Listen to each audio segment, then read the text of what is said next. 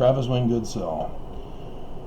Yesterday, the landlord, property manager, they're partners, as property managers work for the landlord, sent a settlement offer. I rejected it, of course.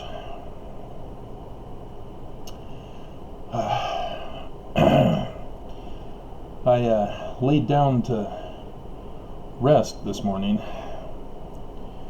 in my recliner by the window, and I'm just smelling mold again. So either the mold spores throughout the apartment are building back up, which, yeah, or the window is intensifying with the mold in the windowsill. The former maintenance guy bought a mold spray because of last year's incident that the landlord or property manager tried to murder me with. And the only problem is he locked it in the cupboard, so I don't have access to it. I'm supposed to contact maintenance, and yeah, so that ain't gonna be easy to do, as maintenance refuses to respond. Although this time they did respond quickly when the blade broke. Anyway, here's the settlement offer.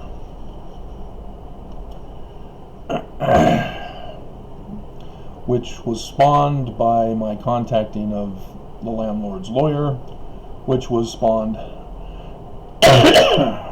by my being notified by my payee that the property manager are demanding rent back.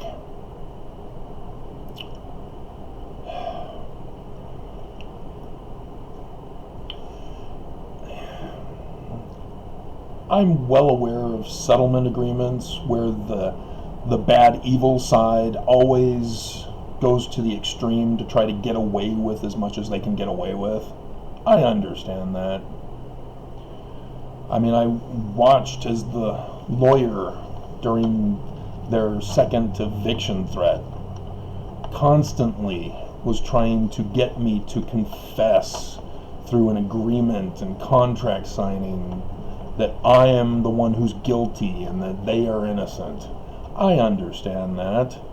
That's why I didn't sign anything. That's why I stood my ground and did my research and found they aren't even licensed. So I first get this before I find out the email, of which she then notifies me that he had responded. So this is under legal advice for her to do this and worded as he told her to word it.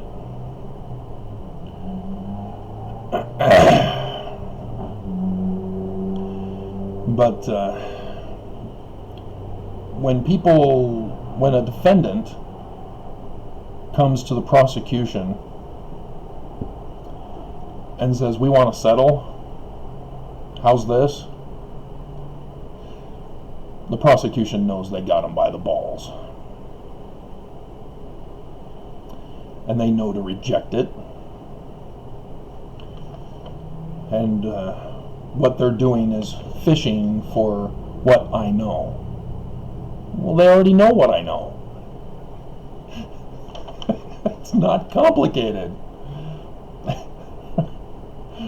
They're the bad guys. They committed crime. They committed fraud, not just against me, but to others in government and the West Valley City Police and others in order to commit the crimes that they committed against me. It's just so head-banging. I'll read to you her final paragraph here. I and Danville Development would like to be able to have a positive working relationship with you as our resident. Really? I've been living here for 6 years. It's been positive until Samantha was hired.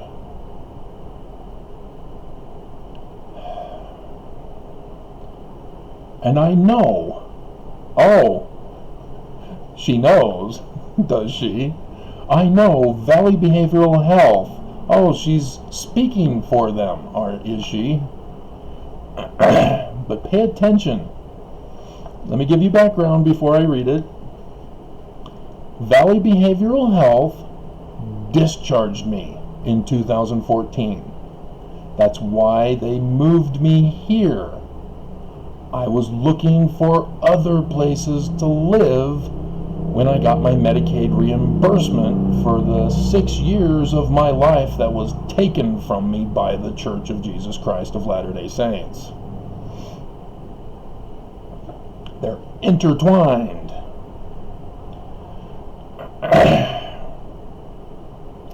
And so this place, this building, was for those who are independent living. No longer assisted living. I was discharged. You're good.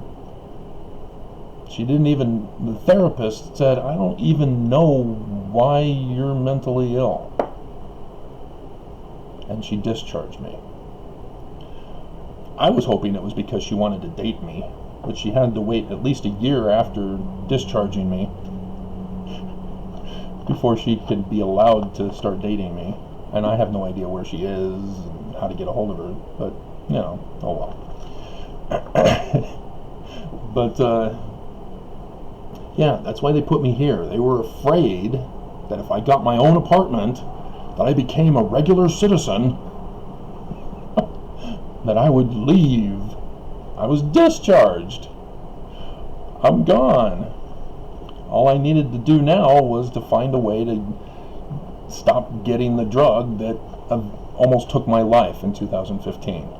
Seriously, the doctor that I went to in the emergency room called me back and said, "Are you still alive?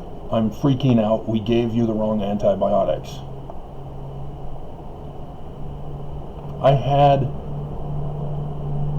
We're not exactly sure because we had trouble with the thermometers,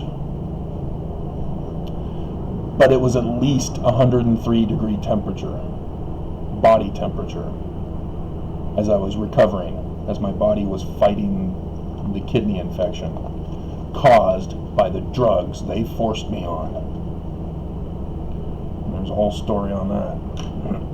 Again, the Church of Jesus Christ of Latter-day Saints is responsible. And so, with this in mind, that I am independent in an independent housing, only assisted living type 2 housing, which I was, which is why they moved me here, are supposed to have Valley Behavioral Health employees, caseworkers, on call in the building.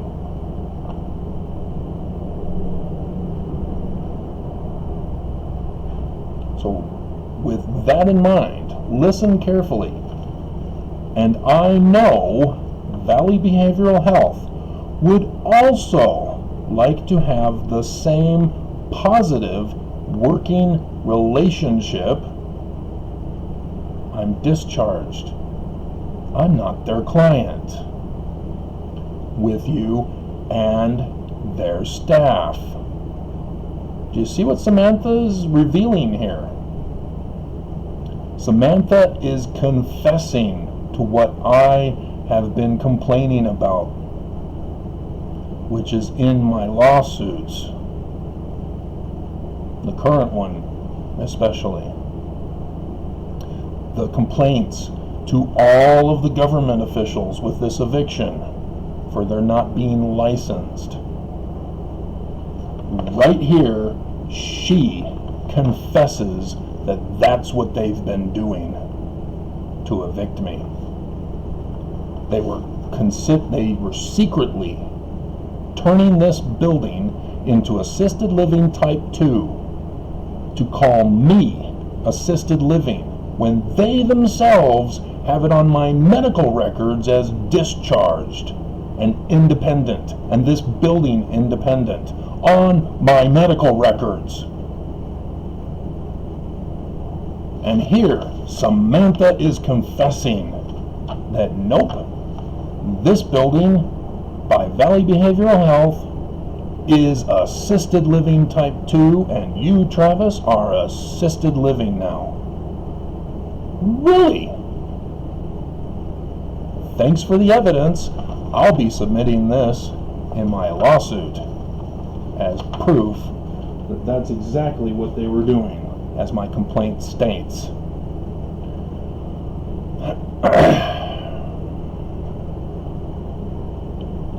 I, of course, notified the lawyer, and as part of my rejection of this settlement. So we'll wait and see what will happen. And, interestingly enough, they're doing a laundry room today, as my laundry day was yesterday. They first started it on Friday during my laundry time with last minute notification. I'm supposed to give 3 days, Samantha.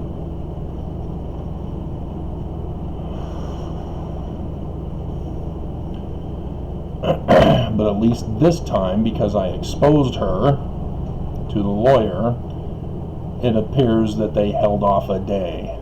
So that didn't look like they were targeting me with retaliation. She does indicate that she's not dropping the eviction. It's just going on my permanent record. That's what they did on Friday the 13th's eviction notice. I emailed her, said, hey, I've got video evidence of my innocence. Other witnesses witnessed Percy threatening me with eviction. And so she backed off. As I also reminded her, there's a lawsuit with your name and Percy's name specifically in it. You can't do an eviction during an ongoing lawsuit. And so it was put on my permanent record. Again, I had a perfect working relationship with Danville until Samantha. And so here again, she says, we're allowing you to stay here. We're not going forward with an eviction, but it's going on your permanent record. Which means they're lying in wait for a future time to use against me.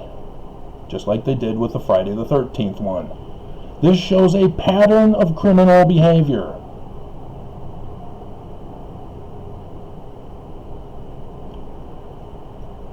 And they think I'm that stupid. Or they think that they are immune from the laws of the land. And so far, they're right about that one. Judge Waddups said, you can't sue the church, that's an ad hominem. I did that video where I found out. Jaw-droppingly inexcusable of a federal judge who was supposed to have recused himself.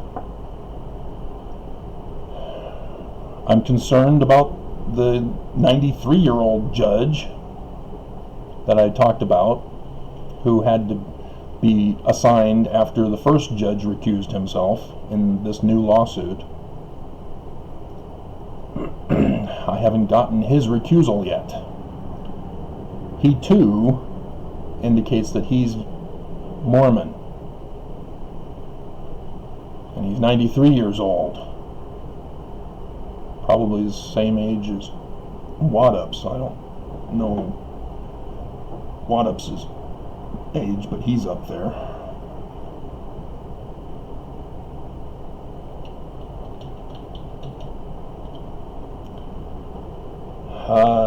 74 years old. So he's 20 years younger. God.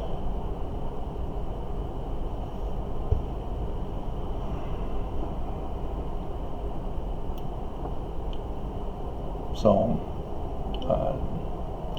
I still have to wait for the return of the files. I've only gotten the approval of the informa pauperis, and one judge already recusing himself.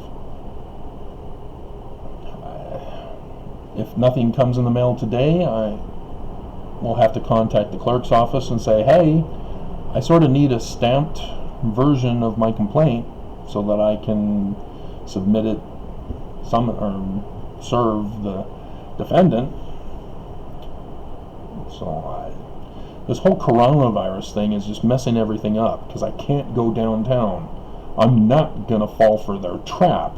That's the whole point of the lawsuit, is that Herbert is purposely deceiving Utahns, as Nelson is purposely deceiving Mormons about the seriousness of this virus.